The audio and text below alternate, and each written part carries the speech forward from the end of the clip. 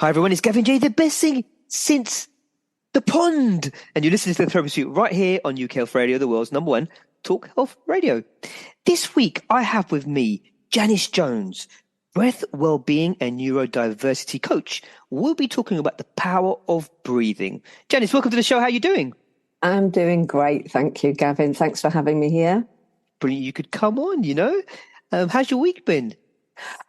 Tough. I've had a very bad throat infection, but I'm okay today and I'm here, so it's all good. That's perfect. That's absolutely brilliant. Jannice, I think it'd be great for the listeners to hear about your background and how you got to where you are today. Yeah, well, I'm known as the soulful scientist because I combine spirituality and science. I am a positive psychologist, so I have a master's degree in positive psychology, which I got from the University of Buckinghamshire. And I'm also a master breathwork teacher and trainer.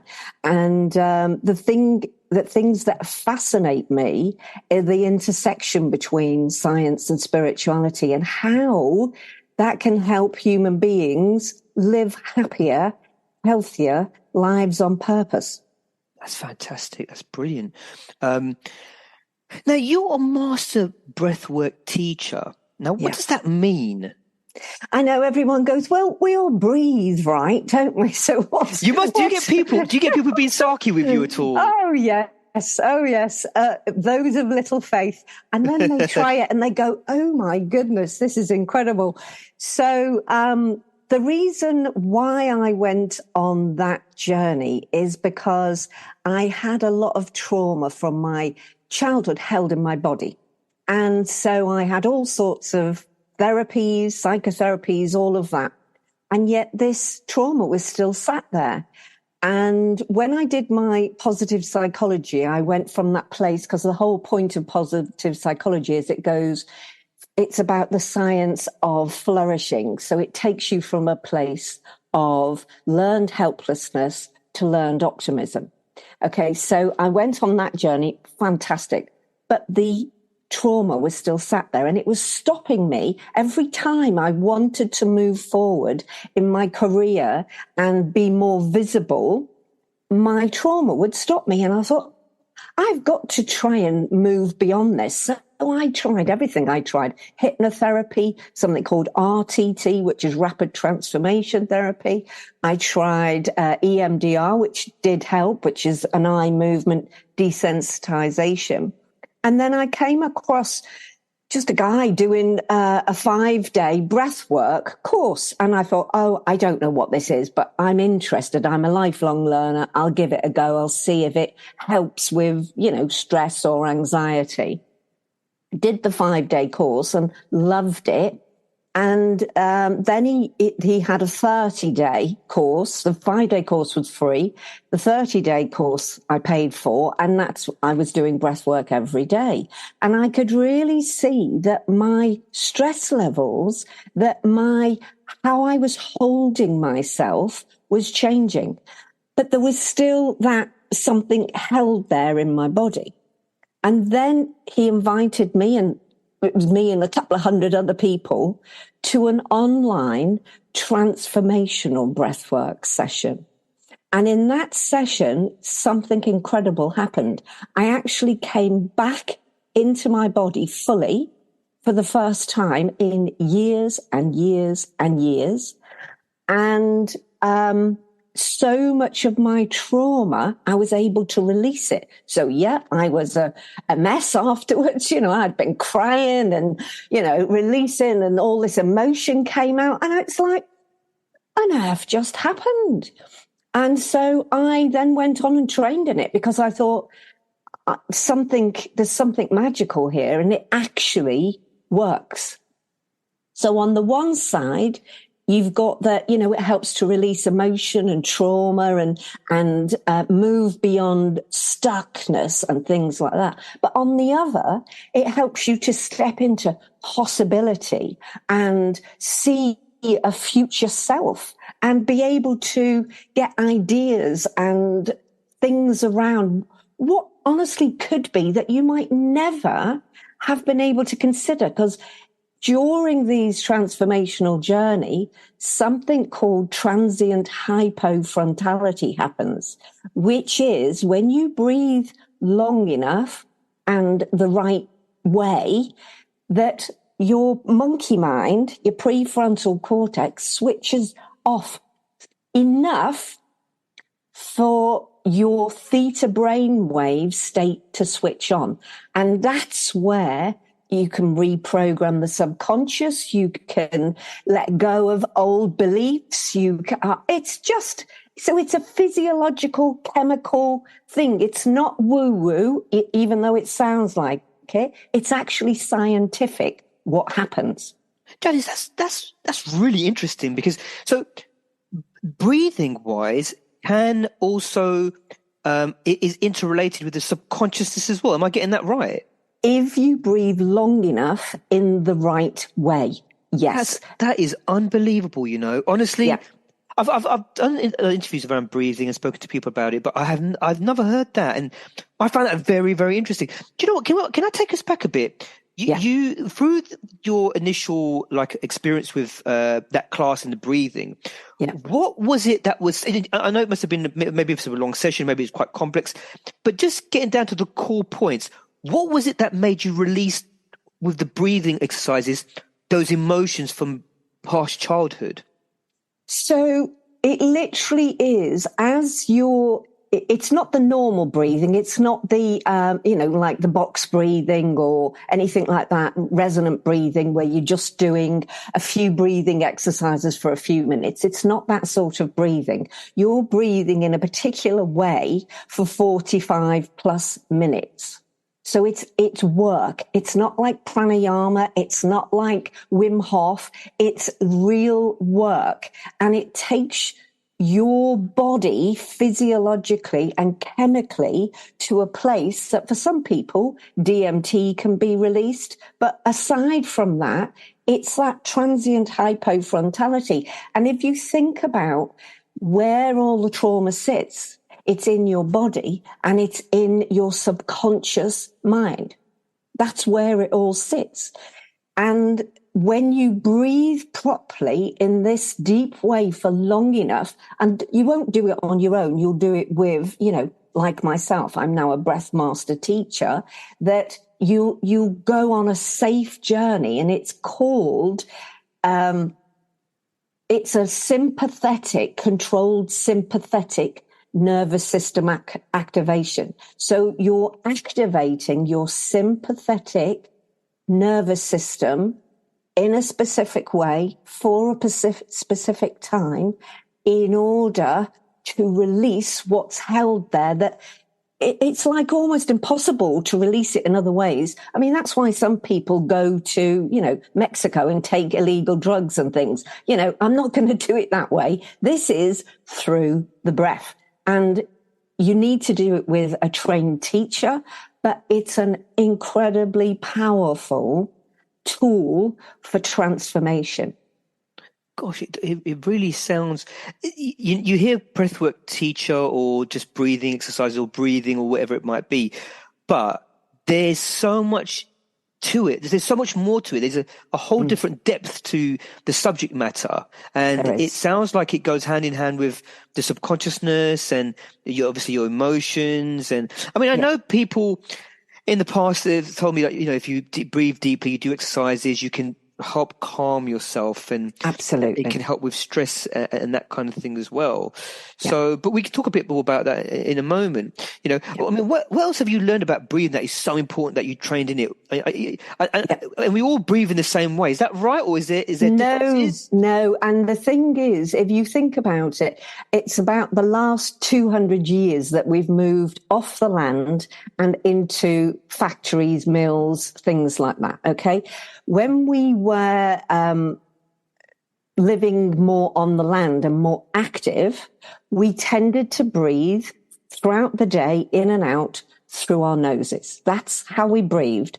Naturally, that's how all indigenous populations still breathe, always in and out through the nose, unless they're doing really, hard exercise. But even then, most of the time, they'll still breathe in and out through their noses. And yet in the West, we have become chronic mouth breathers. And therefore, people's teeth have started to go crooked, and it changes the whole maxillofacial. All of that has changed. People's whole chins have dropped down. And we've developed things like sleep apnea, where basically over breathing most of the time. And if you look at most people, or if somebody's having a panic attack, they're breathing rapidly and shallowly from their upper chest, usually through their mouth. They're never breathing through their nose. So we learn in the breathwork classes that I teach that, the nose is essential. It filters air, it warms air. And when you breathe in through the nose, you get nitric oxide, which is a vasodilator that helps all the blood to flow easier and better. So we need to be breathing in and out through our noses as much as possible. So that's a really simple fix, and includes during sleep. So lots of people now mouth tape so that they don't snore or breathe through their mouth in the night.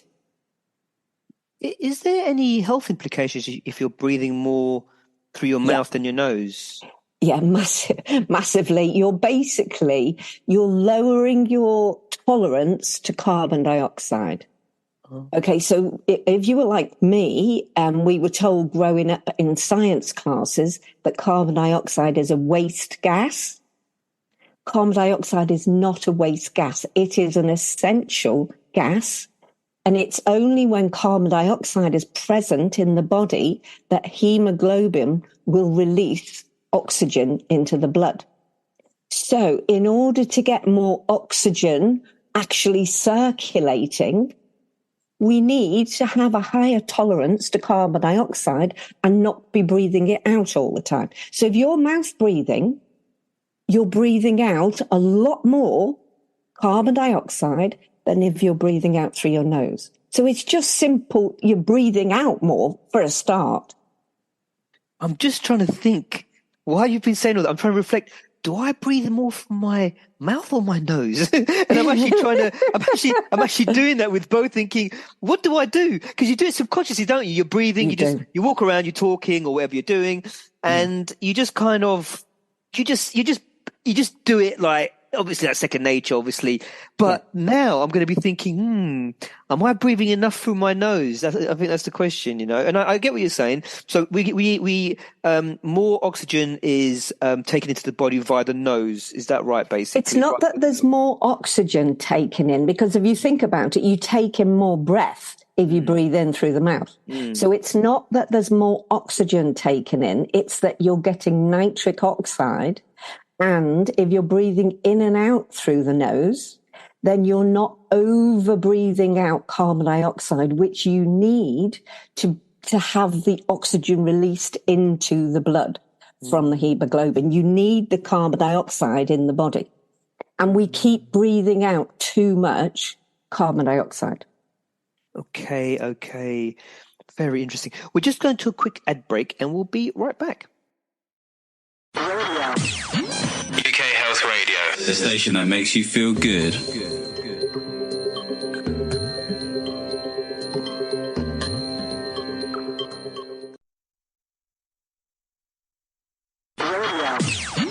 UK Health Radio, the station that makes you feel good.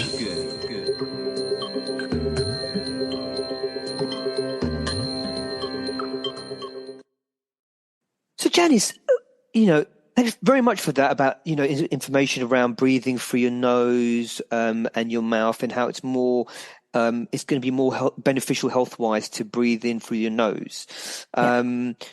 What is the benefit of breathing in the right way? And, obviously we know there's breathing through the nose. Is there any other benefits that goes Oh, hand in hand? absolutely. Yeah. Health-wise, it's better for your heart, your cardiovascular, energy, concentration.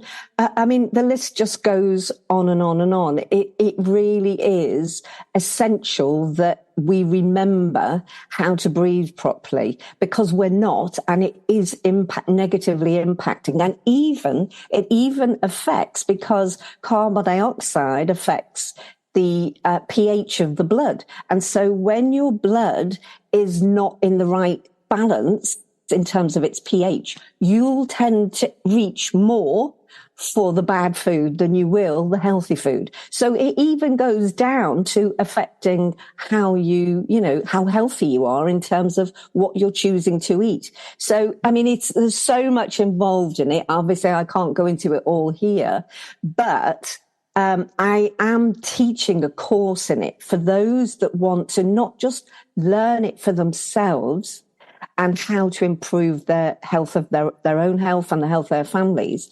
But also, you can imagine I'm a coach, so I coach clients, and then they go off and they teach their own children how to improve their health through breath work. But the training is also aimed at other coaches, therapists, counselors, people like that, who deal with people who are suffering a lot with anxiety, high stress, burnout, overwhelm. And when we can help people to self-regulate, so to come out of that fight and flight response into safe and social, rest and digest, so come from the sympathetic into the parasympathetic, in terms of the autonomic nervous system, you need to come in to be in those, parasympathetic states where you're able to access your full brain, where all your systems are working properly. You need to be in that state as much as possible. And the breath work is the easiest thing that's going to keep taking you back into that positive homeostatic state. So this brings me on to the subject of smoking. For the people that do smoke, let's talk about smokers and breathing. And I feel if someone's a smoker, let's say they're an average smoker, let's say 5 a day, two to 5 a day smoker. How do you think that can affect breathing? Do you know, it's funny because some smokers actually have good lung capacity. And maybe that's because they're used to taking in bigger amounts. I'm not sure, because I do know some smokers who are able to sort of breath hold for a long time, who are able to walk up hills and, hardly get out of breath at all. However, anything that is going into your lungs that is reducing your capacity to be able to take oxygen in and use oxygen in the right way, in the easiest way, is going to be long-term detrimental to most people, but not everybody. My dad smoked from age 11 to 91, and the smoking was not the thing that topped him off. So, I've heard, you know what, Jannice, I've heard that I've heard of that before, that situation, but then I've also seen people in situations where they now need an oxygen mask or breathing apparatus later on because of issues around breathing and that kind of thing due to smoking. But all breathers, everyone, whether they're smokers, COPD, if they've got any sort of asthma or chest problems or breathing, will all benefit from nasal breathing. Everyone. And it's called LSD breathing, low, slow, and deep. So in through the nose, down into the belly. So it's not big sort of, it's not that. It's just gentle breath, but taking it down into the belly, slowing the breath down and breathing out slightly more if you're trying to relax the system out of fight or flight, breathing out slightly more than you're breathing in. Of course. You class yourself as neurodiverse. What does that mean? So I believe we've all got differently wired brains, every single one of us. However, with neurodiverse individuals, our brains tend to be more right-brained. So that is, we tend to go towards the, being able to think outside the box, being creative, able to do 3D type things. We're able to sometimes have great mechanical skills, but we might be really poor with timekeeping or organization or that sort of thing. So we tend to be really, on the whole, good with individuals. So, one-to-one, fantastic, but we might struggle in groups of people. But it's like saying all people with blue eyes are the same. It's, I've got ADD, my son's got ADHD, so he's got the hyperactivity bit, but where it shows itself completely differently in me and my son. So, we're all individuals, but there are sort of generalities. But on the whole, it just means that our brains are wired slightly differently, and we have something called spiky profiles. So that means that the things that we're good at, we can be really good at. And then the things that we're challenged by can be more of a challenge than the average. Okay, very interesting. I mean, what are some of the challenges and upsides of neurodiversity? You mentioned a few of those. Are there any others? Well, yeah, I mean, some autistic individuals are those who are high-functioning autistic individuals tend to be recruited now by things like IT companies because they've got incredible, or can have incredible attention to detail. However, again, each individual is an individual, and neurodiverse individuals, we don't like to be, you're all like Rain Man, it's like where you're great with numbers and pattern recognition.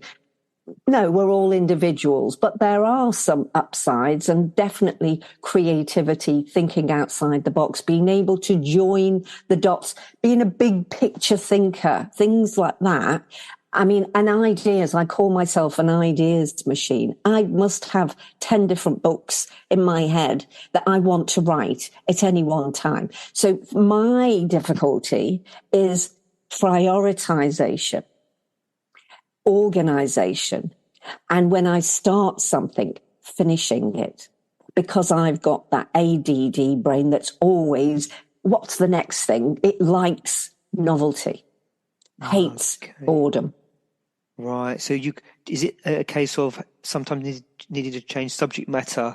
If you dwell on too much on the same thing, it will basically like shut you down in motivational wise. That's it. And me and a sort of data entry type job, or any data entry, just no, don't ask me to do that. I'd rather stick pins in my head. It's no, can't do it. So great for starting projects, coming up with new ideas, working well with other people, especially like coaching, teaching, training, nursing, things like that. But having to really look after our burnout and overwhelm, and, because we have something called hypersensitivity, where we pick up a lot more of sensory information. So sounds, sights, smells, temperature, what's going on in the world. We're much more sensitive to that. So growing up, I would probably be called, oh, you're oversensitive. No, I'm not. I'm highly sensitive. It's one of my superpowers, but it can also mean I can burn out sometimes, or get I was just getting onto that. Yeah. I was thinking, right, the next question I'm going to ask Jannice is, can that make you feel worn down? And then you said it, basically. Yes. Because if your senses are like, they're basically magnifying more what they're listening, what they're seeing. It's just magnification. It's of more. And surely the brain will take all of that in and it'll be like, oh my gosh, this is just too much. So it makes sense what you're saying for people to kind of burn out, if that makes sense. It does. And we talk about something called spoons theory, which is a really nice theory to think about, which is if you can imagine that everybody woke up every day and we've all got 7 spoons, okay? And maybe you've got 2 young children at home and they're always late and can't find things and it's always chaos in the morning. So maybe before you've got out the door, you've already used 2 spoons up. And then you get out the door late into traffic, there's another spoon gone because you're dropping the children off late. You get to work, you walk through the door, you've only got 4 spoons left, right, out of the 7, and you've just got into work. And then something has happened in work from the day before. There's some chaos going on. There's some, something bad has happened and you've got to respond to it straight away. You're probably using up another couple of spoons. But so by 11 o'clock, you might only have a couple of spoons left. And that's a really bad day for you. But imagine as a neurodiverse individual, you're nearly always at 0 or 2 spoons left by about 11 o'clock in the day. Gosh. Because we are more sensitive to that journey into work. Was it noisy? Was there lots of talking going on? Were there 2 people arguing over there? Were there sirens going off over there? Taking on more what's going on in the environment. You're taking way more. Was it hot on the bus or the train or the tube? Jannice, it sounds like you're super focused. Super focused. But at the same time, it sounds like it almost sounds like you've got to kind of on purpose try and block out certain things. Maybe put some headphones on when you go out, some sunglasses. Yeah, exactly that. But also know how to down-regulate. Yeah. So that is going outside, having a walk, doing some breathing exercises, calming your system down. If you're, in a meeting and then don't go straight into another meeting, do a meeting, then some downtime, then another meeting. So that you've got you need transition time, you need thinking time, planning time. All of these things and these are the things that I coach people on, that make a massive difference with dealing with neurodiversity. Gosh, it sounds like a lot. It sounds like a lot that, people go through, We're just going to another quick ad break and we'll be right back. UK Health Radio, the station that makes you feel good.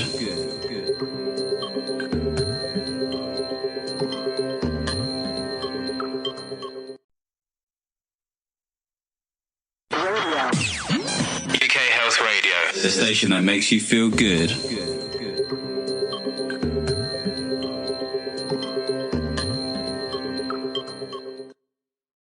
Now, Jannice, you mentioned breathing exercises, and so I was going to just out of nowhere, and we didn't plan this, but do you think we should do some breathing exercises? We could just Absolutely. maybe some really short ones just for our listeners, and obviously you can promote it yourself as well, not a problem. I just thought it might be quite useful, for our listeners and for me and you as well.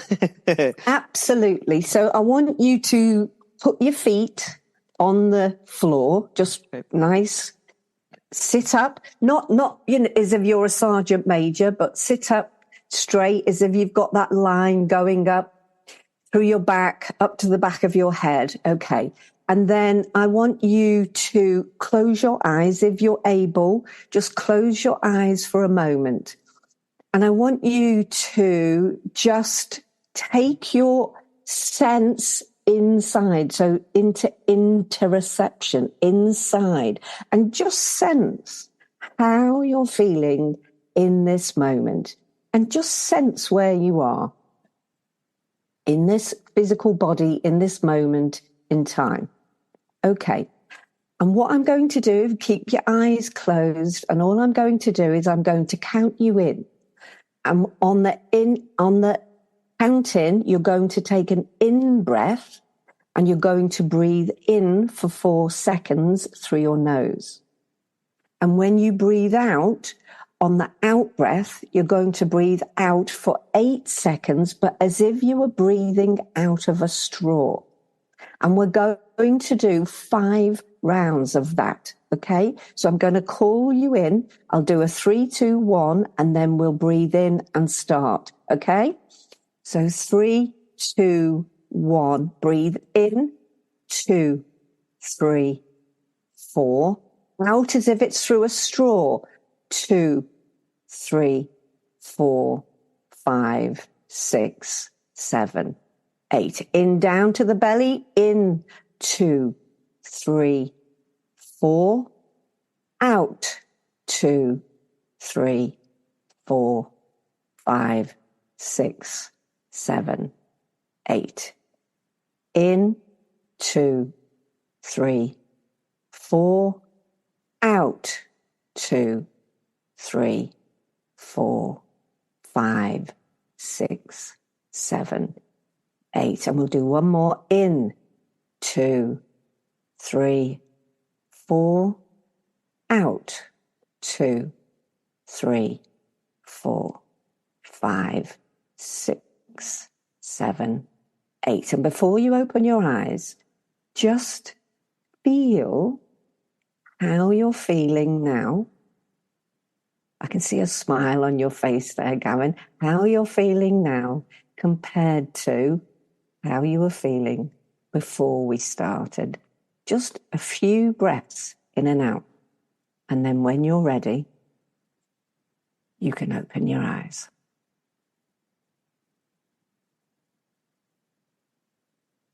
You know what, Janice? You do feel more like relaxed, isn't it? It really, just that short exercise there. Yeah. Imagine doing that 3 times a day, 5 times a day. How long does it take? 30 seconds? A minute? I was just going to say, it doesn't take much time. It's just, I suppose, us kind of just taking that time, basically, isn't it? It's taking the time. And imagine if you did this before every interview or before every meeting, or if you were going into an exam. I mean, I've taught people it and they've gone into accountancy exams where they were normally incredibly stressed all the way through. They're bringing their sense back to their breath and they're keeping it out of that fight and flight. And then they're able to access their brain properly, their thinking brain, their prefrontal cortex.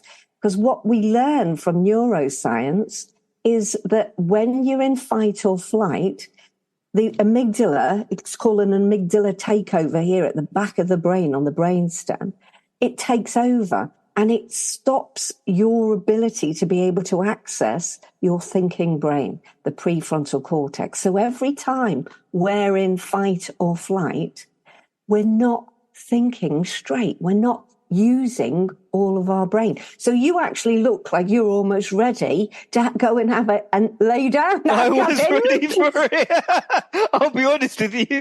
I was so relaxed. I was like, oh gosh, this is so nice. And I nearly forgot there's an interview going on. I was becoming really relaxed, honestly. The thing is, the difference. I once in a while do a power nap. Yeah. So for about half an hour, 20 minutes, whatever it is, Yeah. I have a little power nap once in a while. About 2-3 times each week I'll do that. And then I go and work out at the gym. But basically, I just find that, so along with doing that, I'm into like mental well-being, obviously, and all the rest of it. Of course. So breathing is just another facet of that, of mental well-being. Do you know what I mean? Yeah. So, and I've always tried thinking, right, okay, let's just relax now, take some deep breaths. And it's always in my mind. I do it sometimes, I don't do it. Do you know what I mean? Yeah. But then we breathe so subconsciously and it's so second nature. We kind of take it for granted, isn't it? We do, but think about it this way. We can go without water for weeks. We can go without food for about a week. But we can't go without breath for 3 minutes, most Brilliant people. point. Yeah, it's brilliant. And it's essential to it keeps us alive. But when we're not breathing properly, when we're over breathing, when we're mouth breathing, we have to mouth breathe when we're talking. So people like me that, do a lot of talking with coaching or teaching salespeople, anything like that, most of us are exhausted at the end of the day, not from the job, but because we've been breathing out carbon dioxide all day. We've been breathing out too much. And so learning how to do those resets with things like breath holds and bringing it back to the nose as much as you can really make a difference. 100%, absolutely. What is the one easy thing that our listeners can do that can make a positive difference in their lives today? I would say things like, because I'm a positive psychologist as well as a breathwork coach, look for what's going right. So our brains are wired, if you think about it from our ancestors, where it was always about, the saber-toothed tiger coming around the corner, and having to run, we are hardwired for fear, okay? We're hardwired to look for what's wrong because our ancestors needed that skill to be alive. They needed to be able to not have to think too much, but to just react really quickly whenever there was a threat. Unfortunately, in today, our brains are still doing that. And so it's our job to start to reprogram them consciously by looking and asking our brains to go and look for what's right. So that's why sometimes people do gratitude lists, because then they're asking their brains to go and look for what's gone right today. What am I grateful for? But it's not something we do naturally. So we have to learn to train our brains. So every day, at the end of every day, look back and just go, what went right today? Because everyone looks back and goes, what went wrong? What could I have done better? Well, how about asking what went right? Where did I connect with somebody? Did I make somebody's day by smiling at a stranger? Was I courteous? Did I pay somebody else's toll booth? Did I carry an old dear shopping? Did I go out of my way to speak to and look at a homeless person? What did I do right? Rather 100%. Than always looking at where we're going wrong. Yes, we need to, be aware of that, but we also need to understand that it's our job to look for what's right as well and to train our brains to do that. 100%. I've learned from doing interviews and just generally speaking to people in society, gratitude lists and journaling have become so much more popular than before, and especially since COVID. Yeah. I've just heard so many people. I just hear it so much more, especially during my interviews as well.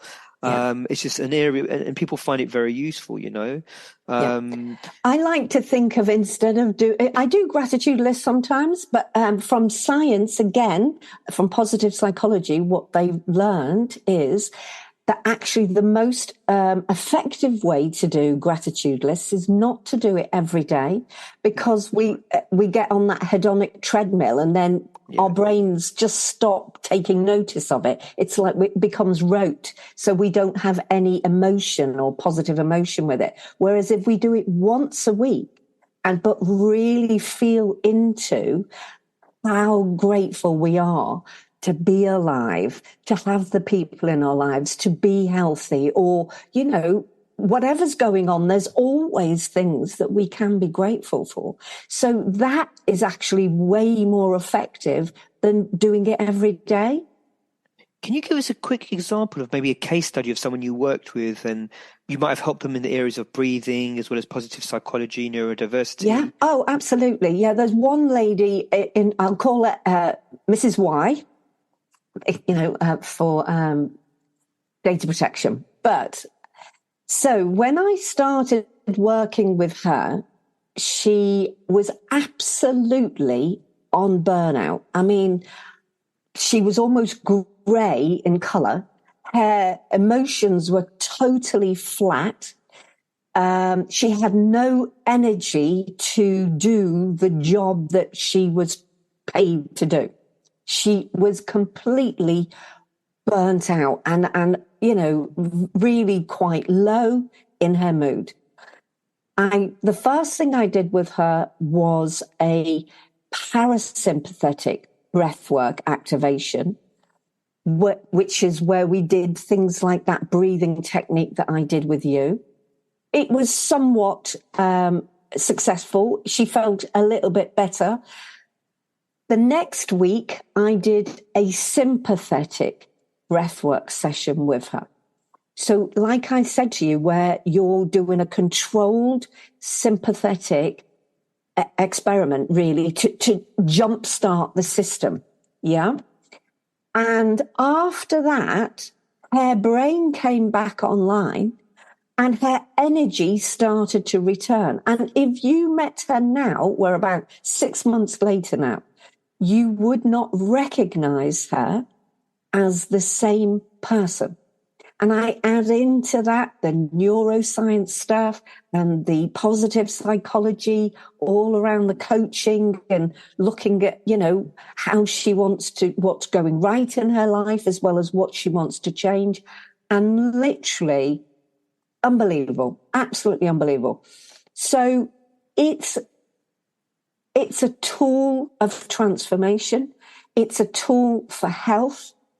It's a tool for emotion regulation. So all of us, from time to time, when we get triggered with anger or upset or whatever, every one of us as a human being, we feel emotion, don't we? Some positive, some challenging. Absolutely. For me, comes out worse when I'm driving. That's my worst thing at all. And I'm really calm and happy. But you put me in a situation where somebody's driving badly and oh my goodness. And I have to remind myself, breathe, bring it back, come back to the breath, come back to the calm, because that's where I want to live. I don't want, especially with neurodiversity, ADD, I've got a lot of adrenaline. I've got a lot of energy all the time. And so for me, it's that self-regulation, breath work, walking in nature, yoga, outside swimming in nature, all of that, cold water therapy, all of that helps me to down-regulate my system, which I need to do in order to work with my neurodiversity. But that's what I did with her, because she was also neurodiverse. We've got a few minutes left. Tell us a bit about your Soulful Scientist podcast. Yes, so September, I'm getting ready to launch the Soulful Scientist podcasts. And I called it that because, well, you've met me a bit now, so I am quite nerdy. I love all the scientific stuff. I really love that. And that's why one of the reasons why I like breathwork, because it's scientific. The underpinnings are scientific. But I've been on my own journey of growth and self-discovery since in my 20s. And I dropped out of society in my 20s and lived on the road for 3 years. And, I've done all sorts of different things. And I was always searching for a spiritual solution to what felt like my problem of like a hole in the soul, if you like, that thing of not feeling okay with me. I now understand a lot of that was around my neurodiversity and always feeling, why do I just not fit in, or why do I feel different from other people? So a lot of it was around that. But that also that the spiritual is that thing of that we are spiritual beings having a human experience. And that's my truth. Yeah. And so I in the podcast, I will be bringing in the stuff around the breath work, the positive psychology, the neuroscience, 12-step recovery, because I've been in recovery for many years from all sorts of, whether it's alcohol, codependency, whatever. So I want to talk about and bring in other experts so that I can learn, because I want to, for me, you've got science over here, but a lot of it doesn't seem to apply to, well, how does that make our life any better? Knowing something about quarks or quantum physics, how does that actually make our lives better? So they're the sorts of conversations I want to have with other people who are, the top of their game talking about those things, so that we learn how to bring together science and spirituality and how we learn to grow as human beings. Where can people find you if they want to use your services, breath wellbeing and neurodiversity coaching at all? I've got 2 websites because I'm neurodiverse. Of course, I'm going to have more than one. I've got my JanniceJones.com. So that's JANNICE Jones.com. So that's one website. And then my Soulful Scientist website is www.soulfulscientist.co.uk. And on both of those, there are, you can sign up for newsletters, you can sign up to have one-to-one sessions or join online breathwork sessions. And then, there are some things coming up like, I don't know which part of the country you're in, Gavin, but in September, London. I'm doing a live breathwork, transformational breathwork session in Totnes. Okay. And that would be great because that's like a 3-hour thing. We do a whole intro and make sure people have integrated fully before they go back out the door. So, that's a nice thing, isn't it? That because we're back doing live things, I'm able to start offering some of these in person again now. Brilliant. Well, Jannice, thanks for your time today. It's been great. A lot of useful information and, insight into how important it is to breathe. So thank you very much. You're welcome. I'm really, really glad to have been here and to have met you. Thank you. Thank you. And thank you to our listeners. You can find me on Instagram at GavinJ417. Until next time, take care.